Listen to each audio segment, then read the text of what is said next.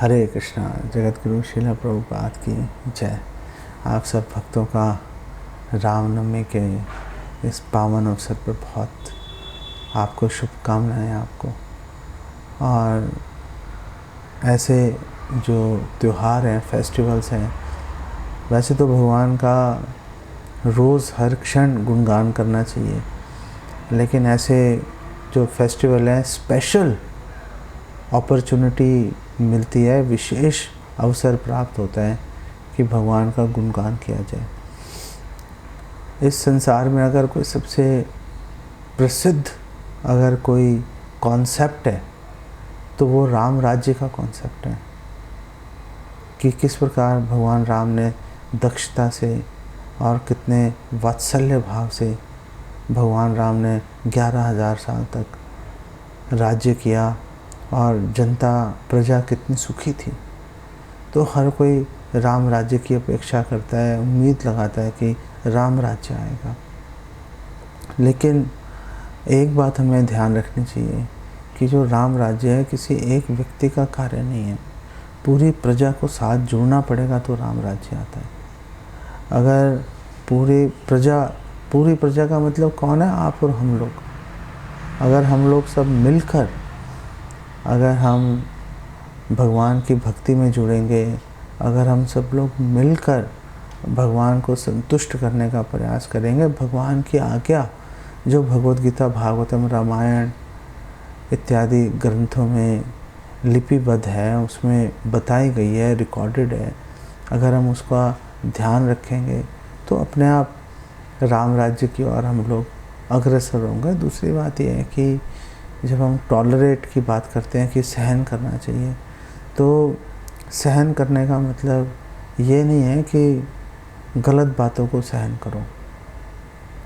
जब सहन शक्ति की बात आती है, सहनशीलता की जब बात आती है, तो व्यक्तिगत असुविधाओं को सहने की बात आती है। कुसिद्धांत को, गलत जो समाज में हो रहा है, आपके साथ हो रहा है, उसको सहने की बात नहीं होती। इसका प्रसंग हमें राजा वेण के प्रसंग में भी मिलता है, भागवतम के 4थे स्कंद के 14वें अध्याय में, जहाँ पर कि वेण को राजा बनाया। वेण ने पूरी प्रजा को बहुत परेशान किया, साधु महात्माओं को बहुत परेशान किया। सहते रहे साधु महात्मा, कुछ नहीं बोले। लेकिन जब वेण ने यज्ञ, पूजा, दान, दक्षिणा इत्यादि सब रुकवा दी, तो साधु महात्मा फिर उनको सहन नहीं हुआ कि भाई भगवान की भक्ति के लिए जीवन मिला है, यही रोक दिया तो फिर करेंगे क्या।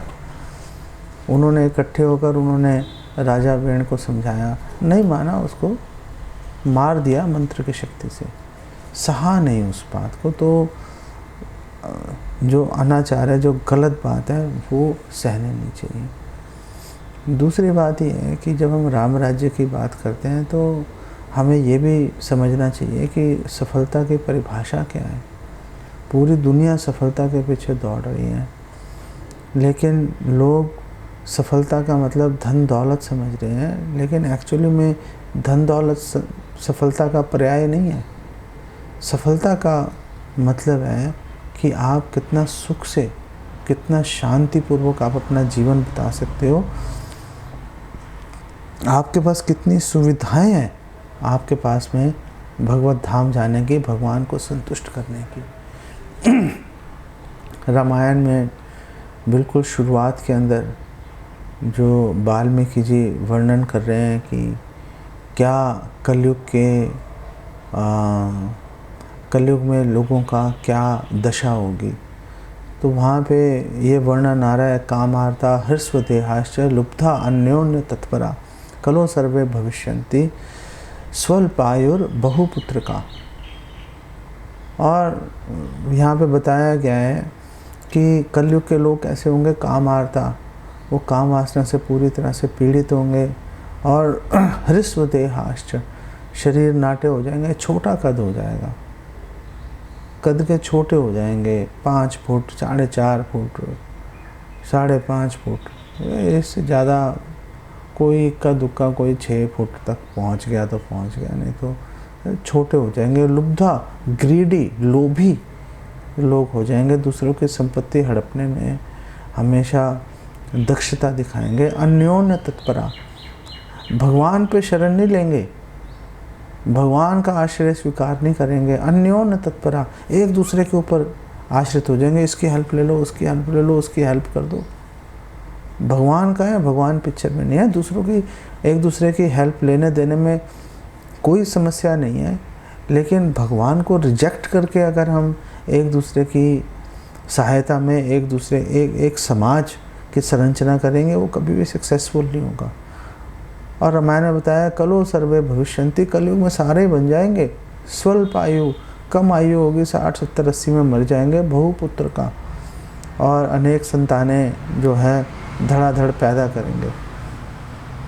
भागवत में भी 1-1-10 के अंदर इसी तरह की बात की गई है। प्रायण अल्पायुषा सभ्या कलो अस्मिन् युगे जना मंद सुमंद मतयो मंद भाग्य ही उपाद्रता, कि उपाद्रता बड़े परेशानी में अपना जीवन बिताएंगे। क्यों बिताएंगे? अल्पायुषा, एक तो भाई आयु कम है, आयु कम है। कलो अस्मिन् युगे जना, इस कलयुग के लोगों की आयु कम है। दूसरी है मंदा, लेज़ी हैं, आलसी हैं, कोई काम करने की, जो काम एक दिन में होना है उसको 6-6 महीने नहीं करेंगे और कर देंगे। ये क्या हो गया, कौन सी आफत आ रही है। मंद सुमंद मतयो, दिमाग भी कमज़ोर है, इंटेलिजेंस, पुअर इंटेलिजेंस हो गई, सही से निर्णय नहीं ले पाते हैं। मंद भाग्य, वो फिर दुर्भाग्यशाली भी हैं, अनलकी हैं, मेहनत करते हैं, हाथ कुछ नहीं आता। स्त्रियों के बारे में बोला है वाचालाश्च भविष्यन्ति कलो प्रायण योषिता, जो स्त्रियाँ वाचाल हो जाएंगी, ऊंची ऊंची कर्कश आवाज़ में बात करेंगी, वो जो सॉफ्टनेस, वो जो लज्जा है उसका त्याग कर देंगी।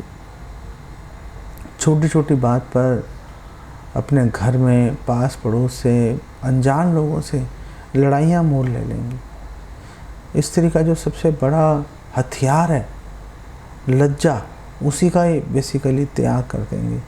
और फिर सन्यासियों के बारे में बोला गया है भिक्षुश्चापि मित्रादि स्नेह संबंध यंत्रिता, कि जो भिक्षु हैं, जो सन्यासी हैं, वो तो पूरी तरह से वैरागी होने चाहिए, लेकिन लोग भिक्षा मांग के जीवन यापन करने का दिखावा तो करेंगे, लेकिन अंदर से अपने मित्रों से, फ्रेंड से, अपने संबंधियों से पूरी तरह से आसक्त होंगे, उनको बेसिकली छोड़ेंगे नहीं उनको। भागवतम के 12वें स्कंद के 3 अध्याय के 33वें श्लोक में भी बताया गया है। और वहाँ पे बताया अव्रता बटवो अशोचा, बटवो मतलब ब्रह्मचारी। कलयुग के अंदर जो है अव्रता, बिल्कुल जो ब्रह्मचारी है वो तो एक व्रत जो संकल्प ले लिया उसको पूरा करेगा नहीं, 1 सेकंड में तोड़ देगा ब्रह्मचारी संकल्प को। अशोचा, और शुचि मुचि का बिल्कुल ध्यान नहीं रखेगा, बिल्कुल ध्यान रखेगा, जो उसके मुख्य गुण है उसी का बेसिकली त्याग कर देगा। भिक्षवश्च कुटुंबिना, और जो सन्यासी है वो अपने घर में रहेगा बेसिकली फिर किस बात का सन्यासी है। तपस्विनो ग्राम वासा, और जो तपस्वी है उसको वन में रहना चाहिए, लेकिन वो ग्राम में रहेगा और ताकि सुख सुविधाएं उसको मिलती रहे। न्यासिनो अति अर्थ लोलुपा, जो सन्यासी हैं वो क्या है कि धन के पीछे भागेंगे, लोगों को ज्ञान, लोगों को कल्याणार्थ काम नहीं करेंगे, लोगों के पीछे भागेंगे पैसे के चक्कर के अंदर। ये हालत है। तो ये सवाल उठ गया कि अगर कलयुग, और भी बहुत सारे लक्षण बताए हुए हैं कलयुग के, आप अगर भागवतम पढ़ेंगे बहुत ही बुरी हालत बताई हुई है। और फिर ये सवाल खड़ा हो गया यहाँ पर कि अगर ऐसी ही हालत है तो भाई फिर लोगों का कल्याण कैसे होगा, कैसे मतलब लोग बचेंगे। तो रामायण में बताया गया है रामायणम नाम परमम तु काव्यम सुपुण्यतम वै शृणुत द्विजेन्द्रः यस्मिन् श्रुते जन्म जरादिनाशो भवति अदोषः स नरो अच्युतः स्यात्। नरो अच्युतः स्यात्, जो व्यक्ति है वो अच्युत बन जाएगा। अच्युत मतलब भगवान कृष्ण। तो अच्युत स्यात् का मतलब है भगवान कृष्ण के गुण, जो उनका स्वभाव है वो प्राप्त कर लेगा। चतुर्भुज रूप, गले में सुंदर सुंदर फूलों की माला, मुकुट, आभूषण और स्थायी शाश्वत जीवन ना, ये जो जन्म मृत्यु जरा व्याधि दुख दोषानुदर्शनम, ये जो जन्म जरादि नाश हो, ये सब नष्ट हो जाएंगे, ना जन्म होगा, ना मृत्यु होगी, ना बुढ़ापा आएगा, ना बीमारी आएगी, सब खत्म हो जाएंगे। यस्मिन् श्रुते, जिसको सुनकर, किसको, रामायणम नाम परम तु काव्यम, जो रामायण नाम का जो परम काव्य है, इसको सुनेंगे, भगवान राम की लीलाओं के बारे में, भगवान राम की शिक्षाओं के बारे में अगर सुनेंगे तो बात बन जाएगी। अगर भाई चलो हमारा कल्याण होगा, हमारे परिवार का क्या, उनके बारे में भी तो हमें चिंता है। तो रामायण में बता रहे हैं, त्रिसप्तकुल संयुक्तः सर्व पाप विवर्जिता, कि त्रिसप्त 3 गुना 7 21, त्रिसप्तकुल संयुक्ता, आपकी 21 पीढ़ियाँ सर्व पाप विवर्जिता, सारे पाप नष्ट हो जाएंगे उनके। उन्होंने नहीं किया।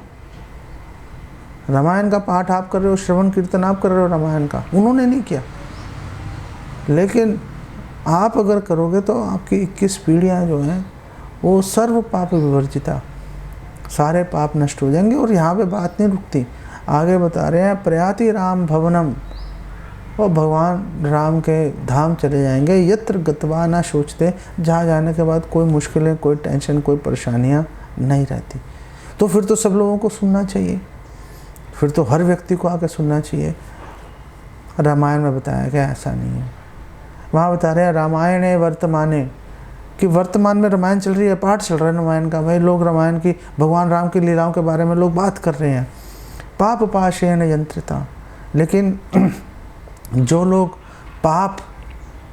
पापों से बंधे हुए हैं, ना पूर्व जन्मों में कोई पुण्य किया, ना इस जन्म में, पूरी तरह से वंचित हैं पुण्यों से, पूरी तरह से पाप के अंदर रहते हैं। अनादृत्य असदगाथा, अनादृत्य, वो रामायण का अनादर कर देंगे, नहीं सुनते, हमारे पास टाइम नहीं है, क्या करोगे, असत गाथा आसक्त बुद्धि प्रवर्तते, असत गाथा, वो टीवी, मोबाइल, लैपटॉप में अपना दुनिया भर के जो है गंद देखेंगे और अपना जीवन वेस्ट कर देंगे, उससे आसक्ति रखेंगे, रामायण को नहीं सुनेंगे, रामायण को नहीं सुनेंगे। उनको ये समझ ही नहीं आएगा कि राम नाम परायेतु घोरे कलियुगे द्विजा त एव कृत कृत्याश्च न कलिर्बाधते ही तान।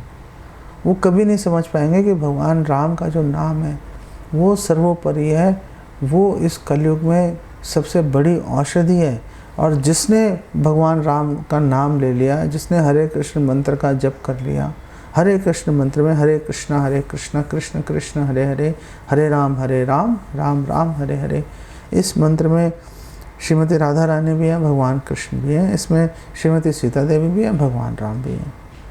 तो ये मंत्र ऐसा है, सारी सिद्धियों को प्रदान करने वाला है, सारा सुख हर प्रकार का प्रदान करने वाला है। जिसने इस मंत्र का जप कर लिया वो त एव कृत कृत्याश्च, उसने सारे काम पूरे कर लिए और कुछ करने की उसको कोई आवश्यकता नहीं है। ना कलिर बाधते ही तान, और कली उसका कुछ बाल भी बांका नहीं कर पाएगा, कितना ही आ जाए भाई कलयुग, उसको कोई भी नुकसान नहीं होगा। रामायण के बारे में, उसके महात्म्य के बारे में, महिमा के बारे में आगे बता रहे हैं, कथा रामायणस्यापि नित्यम भवति यद ग्रहे तद्ग्रहम तीर्थ रूपम ही दुष्टानाम पापनाशनम। जिसके घर में नित्य प्रति लोग रामायण का पाठ करते हैं, कुछ नहीं, एक किताब, सस्ती सी किताब है, वो महंगी किताब नहीं है, आप ला के आप इंग्लिश में पढ़ना चाहो इंग्लिश में पढ़ लो, हिंदी में पढ़ना चाहो हिंदी में पढ़ लो, किसी और भाषा में पढ़ना चाहो सब भाषाओं में उपलब्ध है भाई।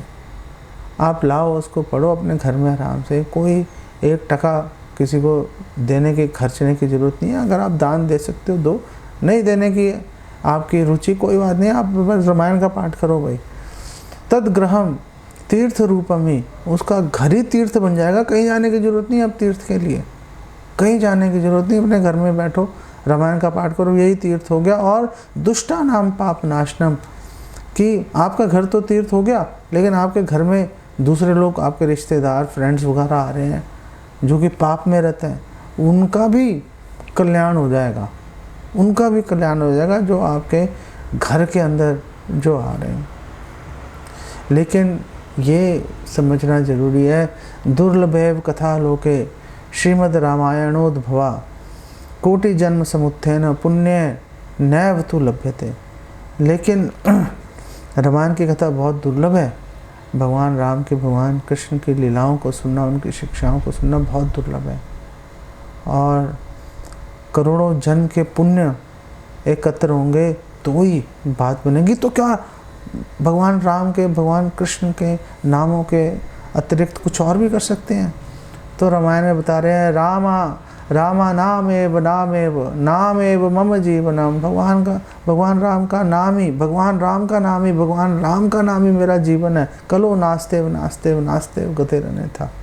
कलयुग में भगवान नाम के अलावा कोई गति नहीं है, कोई गति नहीं है। ये बात अगर हमने, इसको फलश्रुति कहते हैं।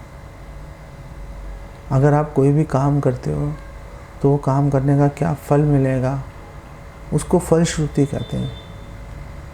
ये बताना इसलिए महत्वपूर्ण है क्योंकि इसको समझने से भगवान का नाम लेने में, भागवतम, रामायण, भगवद गीता पढ़ने में के लिए प्रेरणा मिलेगी, रुचि जागृत होगी। फलश्रुति ये बोल रखा है भाई, इसका प्रमाण है क्या? प्रमाण है। आपको 2 प्रमाण आपको जो दे देते हैं। रामायण में, महात्म्य में बताया गया कि एक व्यक्ति था, उसका नाम था सोमदत्त और उसको सुदास भी बोलते हैं। और वो गौतम ऋषि का जो है शिष्य था। वो बड़ा मेधावी था, आज्ञाकारी था। जो शिक्षा गौतम ऋषि देते थे पूरे ध्यान से सुनता था, जीवन में उतारता था। एक दिन बैठा हुआ था, तपस्या में लीन था। गौतम ऋषि वहाँ से पहुँचे उसके पास में, तो उसको पता नहीं चला गौतम ऋषि आए हैं। शिव जी का ध्यान कर रहा था वो। गौतम ऋषि ने बुरा नहीं माना, उन्होंने चलो ठीक है, बच्चा है, अच्छा है, ध्यान में लगा हुआ है, गुड फॉर हिम। लेकिन शिव जी को अच्छा नहीं लगा कि भाई गुरु आए हैं, सारे काम छोड़कर गुरु का सम्मान करना चाहिए। उन्होंने कहा तू राक्षस प्रवृत्ति का, जा राक्षस बन जा।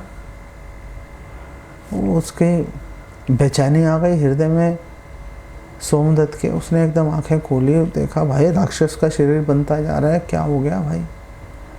गौतम ऋषि के चरणों में गिर पड़ा, बोला गुरुदेव मेरी रक्षा करो।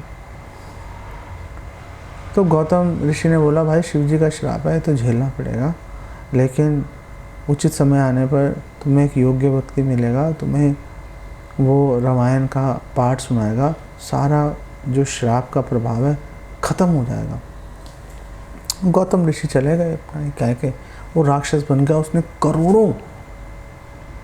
करोड़ों मनुष्यों का भक्षण किया उसने, सोमदत्त ने। करोड़ों तो ब्राह्मण खा गया वो। चारों तरफ हड्डियों के, कंकालों के ढेर लगा दिए। और एक दिन ऐसे घूम रहा था नर्मदा नदी के किनारे पर, वहाँ पे उसने गर्ग मुनि को देखा। और गर्ग मुनि भगवान राम की लीलाओं का गुणगान कर रहे थे। रामायण जो है, चलते चलते रामायण के श्लोक बोल रहे थे, भगवान राम के नामों का जप कर रहे थे। उसने जैसे गर्ग मुनि को देखा, उसने ये नहीं सोचा कि अरे साधु आ रहे हैं। उसने कहा अब भोजन मिल गया भाई। फ़ौरन भागा उनको पकड़ने के लिए, खाने के लिए, लेकिन उन पर हाथ नहीं डाल पाया। उसके हृदय में डर बैठ गया। उसने तुरंत प्रणाम किया गर्ग मुनि को, बोला कि आप ये क्या पाठ कर रहे हो? इसकी प्रभाव की वजह से मैंने तो करोड़ों ब्राह्मण खा लिए, पता नहीं आप कैसे ब्राह्मणों में हाथ ही नहीं डाल पा रहा। तो गर्ग मुनि ने बोला भाई मैं तो रामायण का पाठ कर रहा हूँ। उन्होंने बोला बस भैया आप ही की तलाश में था मैं, आप मुझे प्लीज़ रामायण का आप सुनाए रामायण, और इससे मेरे पाप नष्ट होंगे। उसने पूरी अपनी हिस्ट्री बताई।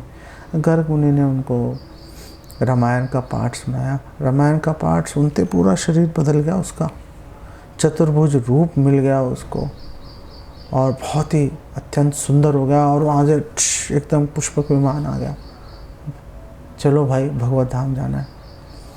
उसने ज़ोर ज़ोर से जय जयकार की गर्ग मुनि की, पुष्पक विमान में बैठा चला गया। तो ये प्रभाव है सिर्फ रामायण को सुनने का, सिर्फ रामायण को सुनने का। दूसरी जो कथा रामायण के महात्म्य में बताई गई है कि द्वापर युग में एक बहुत ही प्रसिद्ध राजा था सुमति, और उसकी पत्नी थी सत्यवती।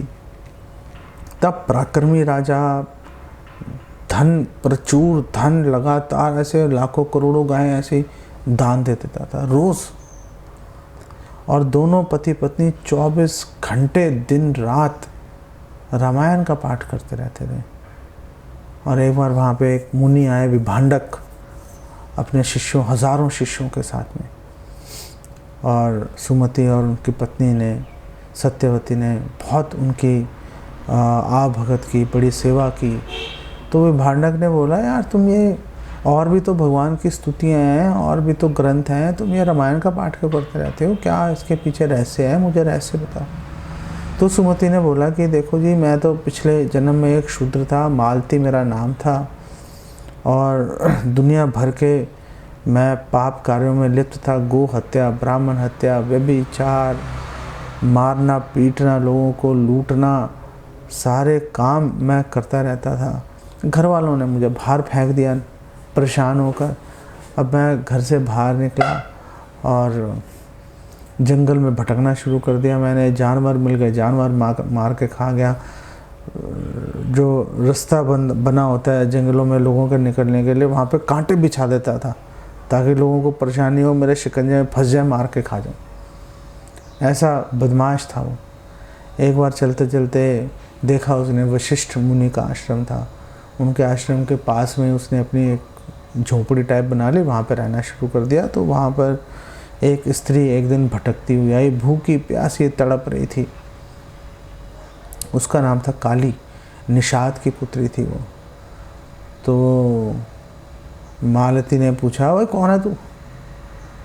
तो उसने कहा, पहले कुछ खिलाओ, तब बताऊंगा मैं कौन हूँ। तब बताऊंगी कौन हूँ, मेरे में तो आवाज़ ही नहीं है बोलने की। जैसे कई वर्ष पहले मैंने, एक वो एक्टर है मिथुन चक्रवर्ती, उसका इंटरव्यू देखा था मैंने। तो उसकी पहली पिक्चर थी, कोई आदिवासियों पे बनी थी। वो उसकी पिक्चर क्रिटिकली बड़ी हिट हो गई उसकी पिक्चर। तो एक पत्रकार ने उसको पकड़ा, क्या भाई तेरा इंटरव्यू लेना? कह रहा है यार पहले मुझे कुछ खिला दे भाई, तब इंटरव्यू दूंगा। मतलब इतनी बड़ी हिट हो गई पिक्चर, लेकिन खाने के लिए कुछ नहीं है। उसके बाद भूखा मर रहा था वो बेसिकली। तो ऐसे ही इसने भी बोला, काली ने, कि पहले भाई कुछ खिला दे तब बताऊंगी मैं क्या है मेरी हिस्ट्री। तो उसने उसको मांस वास खिलाया, पानी वानी पिलाया। तो उसने कहा, मैं ऐसे ऐसे, मेरा नाम काली है, मैं निषाद की पुत्री हूँ, बड़े उल्टे सीधे काम किए मैंने, अपने पति का वध कर दिया मैंने किसी बात पे गुस्से में आके। अब घर वालों ने उठा के मुझे बाहर फेंक दिया, तब से मैं दर दर भटक रही हूँ। उसने कहा, कोई बात नहीं भाई, मैं भी दर दर भटक रहा हूँ, आजा तू यहीं पर रह ले। दोनों ने पति पत्नी की तरह साथ रहना शुरू कर दिया। जो जानवर मिलता, कंदमूल मिलते, जानवर मार के कंदमूल छील छाल के खा जाते अपना। लेकिन एक दिन ऐसा आया कि ना जानवर मिला, ना कोई कंदमूल मिले। उन्होंने कहा, चलो भाई मुनि का आश्रम है, साधुओं का, वहाँ देखते हैं जाकर, हो सकता है कुछ मिल जाए। भूख के चलते भोजन की तलाश में उनके आश्रम में पहुँच गए। कोई वहाँ पे कोई प्रसाद वितरण कर नहीं रहा था।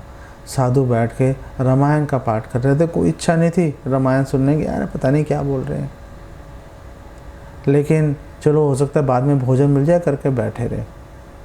पूरी रामायण का उन्होंने पाठ सुना, और रामायण का पाठ सुनते ही, पूरा होते ही दोनों की वहाँ पे मृत्यु हो गई।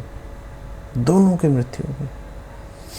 और इंद्रलोक से भी ऊपर स्वर्गीय लोकों में उन्होंने बताया कि हम दोनों ने हजारों युग तक हमने सुख से निवास किया। और उसके बाद फिर हम इंद्रलोक में आए, वहाँ पे भी हमने हजारों युग निवास किया। और अब हम यहाँ पर आए हैं, इसलिए हम सदैव जो है रामायण के पाठ में हम लोग लगे रहते हैं।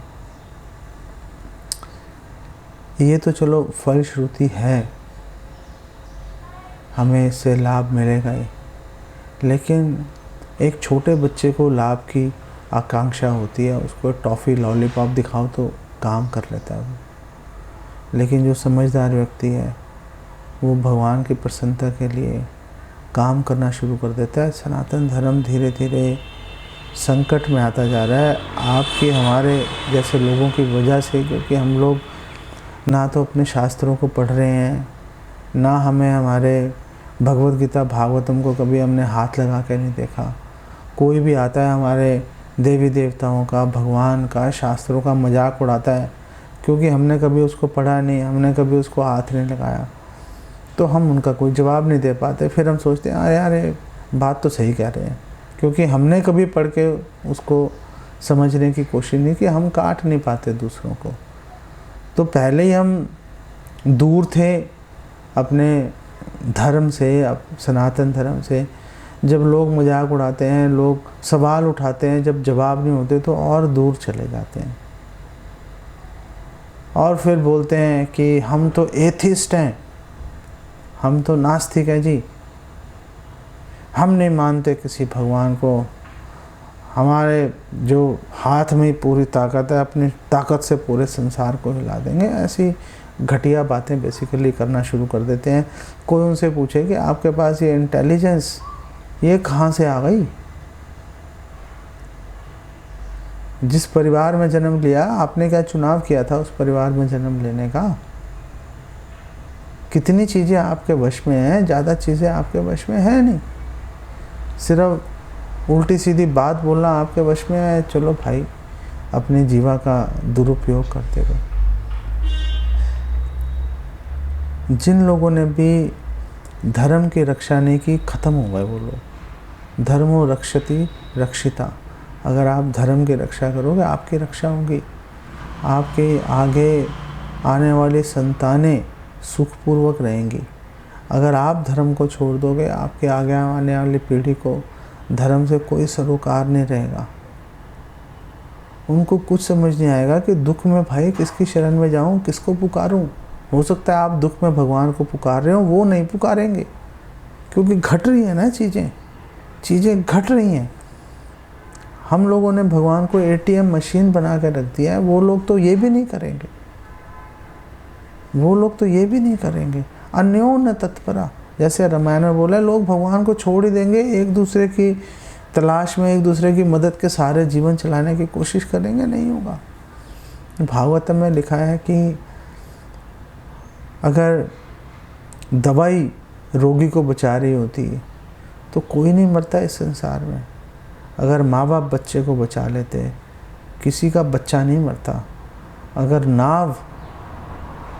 जो नाव में सवार करने वाला व्यक्ति है, अगर नाव भी उसकी रक्षा कर रही है, कोई नहीं डूबता भाई। मारने वाला बचाने वाला भगवान है। इस बात को हम जब ध्यान में रखेंगे, सरलता पूर्वक, कोई बड़ा काम करने की ज़रूरत नहीं है, केवल अपने घर में रहकर अपना व्यवसाय करते हुए, अपनी नौकरी करते हुए, अपने परिवार वालों का ध्यान रखते हुए, सब काम करते हुए साथ में भगवान को अपने जीवन में जोड़ो। दिन में 1, 2, 3 घंटे जितने आप निकाल सकते हो, इकट्ठे निकाल सकते हो, इकट्ठे तो टुकड़ों में निकाल सकते हो, टुकड़ों में, कुछ सुबह कुछ शाम को आप भगवान की शिक्षाओं के बारे में जो भगवद गीता में दी गई है, भगवान की लीलाओं के बारे में जो रामायण, भागवतम इत्यादि ग्रंथों में दी गई हैं, उनको पढ़ें। भगवान के नामों का जप करें, भगवान को भोग लगाएं, भगवान को अपने घर का स्वामी मानें। आपका घर ही अपने आप तीर्थ बन जाएगा। कुछ करने की आवश्यकता नहीं है। कोई आपके जीवन में दुख, परेशानी, तकलीफ नहीं आएगी। मन आपका पूरी तरह से शांत हो जाएगा। आपका शांत मन को भगवान की सेवा में लगा पाना और अधिक सुगम, सुलभ हो जाएगा। और इस तरह से सुखपूर्वक जीवन यापन करते जैसे ये सुमति और सत्यवती कर रहे हैं। भगवान का नाम लिए जा रहे हैं, राज भी चलाए जा रहे हैं, शरीर छोड़ेंगे। वो एक बार रामायण सुनी थी तो वो पता नहीं हज़ारों युग तक वहाँ रहे, हज़ारों युग तक वहाँ रहे, और अब तो 24 घंटे रामायण का उच्चारण कर रहे हैं। कहाँ जाएंगे अब? क्या मिलेगा उनको? कोई उम्मीद ही नहीं की जा सकती। ये लगाव धीरे धीरे धीरे धीरे हमारा कर्तव्य है इस लगाव को विकसित करना, भगवान की शरण में जाने का प्रयास करना। ये करेंगे समझ लो जीवन सफल है, ये नहीं किया समझ लो जीवन विफल है, कितने पैसे कमा लेना। इसको यहीं पे विराम देते हैं। जगत गुरु श्रील प्रभुपाद की जय। हरे कृष्णा।